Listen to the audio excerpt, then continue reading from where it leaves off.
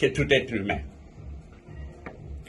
C'est aussi important parce que c'est un projet qui est stratégique.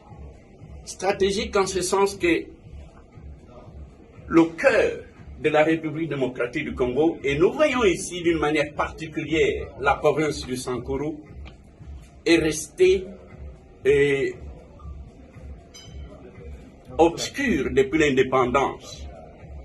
Les derniers investissements publics l'ont été avant 1960. Le Sankuru a été l'enfant oublié du Congo indépendant, alors que c'est la terre qui a donné au monde Patrice Emery Lumumba, l'office du Congo, de l'Afrique et du monde libéré et libre de la domination coloniale et néocoloniale. Ce projet amène un processus. J'ai dit, il est d'une importance stratégique particulière parce qu'il amène un processus de désenclavement du Sankuru. Et le caractère stratégique apparaît à partir du moment où désenclaver le Lumumba-ville, c'est désenclaver tout le Sankuru. Pour une fois que les deux idéaux coïncident.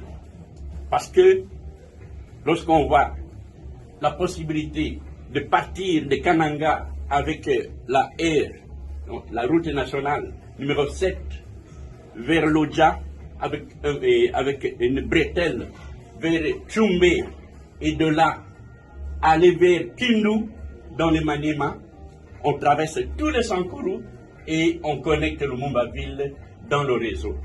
Aussi, un axe qui partirait de Lumumba-ville vers Lusambo et de là vers Mbujimaï. C'est aussi une façon d'ouvrir le Sankuru vers le Congo profond. Sans oublier la bretelle qui devra partir de l'Odja vers Lomela, Ikela, Kisangani. Tout ça, ça va réinsérer le Sankuru dans le circuit de distribution des revenus en République démocratique du Congo. En plus de ces infrastructures qui vont utiliser des voies d'eau, qui vont utiliser des points avec